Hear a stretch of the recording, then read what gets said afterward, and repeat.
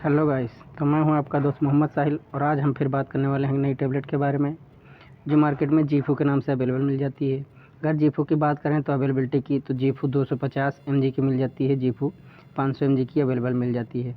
अगर हम बात करते हैं जीफू के जेनरिक फार्मूला की तो इसमें सीफुरेक्जिम होता है। और कैटेगरी की अगर बात करते हैं तो ये कैटेगरी की बात करते हैं तो ब्रॉड स्पेक्ट्रम एंटीबायोटिक होती है ये, जिसका ग्रुप सेफक्लोर ग्रुप होता है। सेफक्लोर ग्रुप की एक एंटीबायोटिक होती है।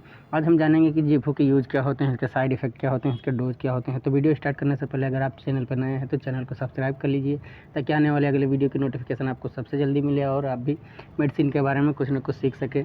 और अपने दोस्तों के साथ शेयर करिए, वीडियो को लाइक करिए। चलिए वीडियो को स्टार्ट करते हैं। हम सबसे पहले देखते हैं कि हम जीफू के बारे में हम आज क्या क्या देखने वाले हैं। तो जीफू जो 500 टैबलेट है तो आज हम क्या देखेंगे, उसके यूज़ क्या होते हैं जीफू टैबलेट के, उसका डोज कितना लेना चाहिए, उसके साइड इफ़ेक्ट क्या क्या हो सकते हैं, इन कंडीशन अगर हो जाए फिर उसके कंट्राइंडिकेशंस क्या क्या होते हैं, कौन सी कंडीशन में हमको लेने नहीं चाहिए। चलिए आगे हम बात कर लेते हैं अब यूज़ के बारे में। अगर यूज़ की बात की जाए तो अगर हम यूज़ की बात करते हैं तो जो जीफू टैबलेट जो होती है तो ये जो सीवियर बैक्टीरियल इन्फेक्शन होता है उस कंडीशन में बहुत ज़्यादा यूज की जाती है, क्योंकि ये ब्रॉड स्पेक्ट्रम की एंटीबायोटिक है। जब कोई ऐसी ढेर सारी एंटीबायोटिक्स होती हैं जो मार्केट में अवेलेबल होती हैं, वो जब चलना बंद कर देती हैं या उनका जो इफ़ेक्ट नहीं होता है तो उस कंडीशन में हम जीफू का यूज करते हैं। सीवियर बैक्टीरियल इन्फेक्शन में, जब बॉडी में सीवियर बैक्टीरियल इन्फेक्शन होता है तो जीफू का यूज करते हैं। चलिए आगे हम देख लेते हैं अब कहाँ कहाँ यूज कर सकते हैं। तो सबसे पहला क्या है, लंग्स इन्फेक्शन में यूज़ कर सकते हैं इसको हम। अगर किसी के लंग्स में इन्फेक्शन हो गया या निमोनिया हो गया तो उस कंडीशन में भी यूज़ कर सकते हैं। थ्रोट इन्फेक्शन में भी यूज़ कर सकते हैं। कई बार क्या होता है कि लोगों को ऐसा लगता है खराश हो गई या टॉन्सिल्स बढ़ जाती हैं, उस कंडीशन में भी हम यूज़ कर सकते हैं। यूटीआई में भी यूज़ कर सकते हैं। यूरिनरी ट्रैक इन्फेक्शन, किसी के यूरिनेशन में जलन होती हो या ब्लैडर बढ़ गया हो या कई और बैक्टीरियल इन्फेक्शन हो, उस कंडीशन में भी हम यूज़ कर सकते हैं। अगला क्या है, नेजल साइनस। नेजल साइनस जो होता है तो आपको ये पिक्चर दिख रहा होगा इसमें क्लियर। तो ये जो एरियाज़ होते हैं, इन एरियाज़ में अगर इन्फेक्शन हो जाता है, साइनस इनको कहते हैं, तो इनमें कई बार पस बन जाता है या इन्फेक्शन के कारण कई बार स्वेलिंग हो जाती है, तो इस कंडीशन में भी हम यूज़ कर सकते हैं। अगला क्या है इसका यूज़, अगर हम देखते हैं तो बोन एंड जॉइंट के इन्फेक्शन में, जब बोन्स या जॉइंट्स के इन्फेक्शन होते हैं तो उस कंडीशन में भी हम यूज कर सकते हैं। अगला क्या है, ईयर एंड सॉफ्ट टिश्यू के इन्फेक्शन में, जो हमारा कान होता है या सॉफ्ट टिश्यू में, जो हमारी बॉडी में सॉफ्ट टिश्यू जहाँ जहाँ होते हैं, अगर इनमें इन्फेक्शन हो जाए तो उस कंडीशन में दे सकते हैं। इसको कई और जगह यूज़ कर सकते हैं, जैसे एसटीडी में भी हो गया, गोनोरिया में यूज़ कर सकते हैं और सिफिलिस जैसी बीमारियों में भी हम इसको यूज कर सकते हैं, क्योंकि ये ब्रॉड स्पेक्ट्रम एंटीबायोटिक है और जो कि मैक्रोलाइड ग्रुप की है।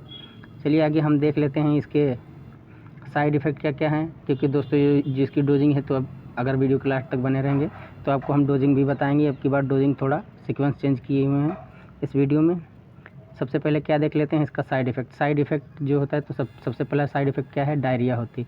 डायरिया क्या होती है दोस्तों, आपको पता होगा कि डायरिया में जो होता है तो वाटरी डिसेंट्री बढ़ जाती है, हमारे जो इंटेस्टाइनल एरिया होता है या जीआईटी में हमारे बैक्टीरियल ग्रोथ हो जाती है। अगला क्या है इसका साइड इफ़ेक्ट क्या है, नाउजिया और वोमिटिंग हो सकती है। उसके बाद क्या है, अगर डोज ज़्यादा हो जाता है या खाली पेट खा लेते हैं बिना खाना खाए पिए तो स्टमक पेन भी होता है। उसके अगला क्या है, हेडेक भी होता है, सर में दर्द भी हो सकता है ज़्यादा अगर खाएंगे, या अगर साइड इफ़ेक्ट इसका देखने मिला तो डिजीनेस भी हो सकती है।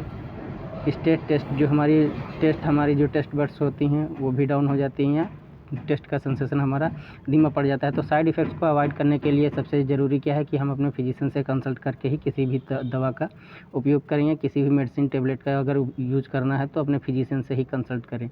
अपने आप से किसी भी दवा को यूज ना करें, क्योंकि फिजिशियन आपकी सारी कंडीशंस देखने के बाद ही आपको कोई दवा प्रेस्क्राइब करता है। चलिए आगे हम देख लेते हैं इसकी डोजिंग की अगर बात की जाए तो अगर डोजिंग की बात करते हैं जीफू के, तो फिजिशियन क्या होता है, फिजिशियन सीफुरेक्जिम का डिसाइड करता है कि कौन सी डोज कितनी देनी चाहिए। अगर एडल्ट की डोज की बात की जाती है तो उसको 250 से 500 mg BD दे सकते हैं, और मैक्सिमम डोज कितनी दे सकते हैं, 1000 mg दे सकते हैं। 1000 mg से ज़्यादा डोज हम नहीं दे सकते हैं। अगर चाइल्ड की बात की जाए तो अगर चाइल्ड की एज 3 मंथ से ज़्यादा है तो उसको 20 mg से लेकर 30 mg पर kg एक दिन में दे सकते हैं, जैसे कि उसका बॉडी वेट होगा। अगर बात करते हैं जैसे मैक्सिमम डोज की, तो एडल्ट की हमने क्या देखी, एडल्ट की डोज जो होती है तो 1000 mg बाई डे दिया जा सकता है। और अगर चाइल्ड की बात करते हैं तो अगर चाइल्ड हमारा 3 महीने से कम की उसकी एज है या 3 महीने से ज़्यादा, अगर 3 महीने से ज़्यादा को ही हम दिया जा सकता है। 3 मंथ वाले पेशेंट को हम सीफुरेक्जिम या जीफू टेबलेट का प्रिस्क्रिप्शन एज ए डॉक्टर या एज ए फार्मासिस्ट नहीं करते हैं। अब हम बात कर लेते हैं इसके कंट्राइंडिकेशंस के बारे में। कंट्राइंडिकेशंस एक ऐसी कंडीशन होती है कि कौन सी जो ड्रग्स होती हैं उनको इस कंडीशन में नहीं देना चाहिए। तो कंट्राइंडिकेशंस में क्या लिखा हुआ है, if you have a history of a severe allergic reaction to penicillin, monobactam, carbapenem and other beta lactam antibiotic. जो ये सारी एंटीबायोटिक्स जो होती हैं तो ये बीटा लैक्टम की एक कैटेगरी की ग्रुप की एंटीबायोटिक्स होती हैं। सबसे पहला क्या है, पेनिसिलिन, जो कि सबसे पहले खोजा गया हमारा एंटीबायोटिक है। अगर उसके प्रति किसी को एलर्जिक रिएक्शन से हो रही है या हाइपर सेंसिटिविटी है तो उस कंडीशन में भी नहीं देंगे। अगला क्या है, मोनोबैक्टम, अगर ये भी एक हमारा एंटीबायोटिक का ग्रुप है, अगर इसके अगेंस्ट भी अगर एलर्जिक रिएक्शन से हो रहा है या हाइपर सेंसिटिविटी है तो उस कंडीशन में भी हम नहीं देंगे। फिर उसके बाद क्या है, कार्बापेनम भी एक एंटीबायोटिक का क्लास है, अगर उसके खिलाफ भी है तो उस कंडीशन में भी नहीं दे सकते। अगला क्या है, बीटा लैक्टम, जितने भी बीटा लैक्टम कैटेगरी के हैं अगर इनके खिलाफ हाइपर सेंसिटिविटी है या एलर्जिक रिएक्शन शो करता है किसी भी पेशेंट की हिस्ट्री में तो उस कंडीशन में हम किसी पेशेंट को जीफू टेबलेट या सिफोरेक्सिम टेबलेट प्रिस्क्राइब नहीं करते हैं। Thanks for watching. ऐसे ही इंटरेस्टिंग वीडियो के लिए जुड़े रहिए मोहम्मद साहिल से। जल्द ही मिलते हैं नेक्स्ट वीडियो में। तब तक के bye bye, take care of you.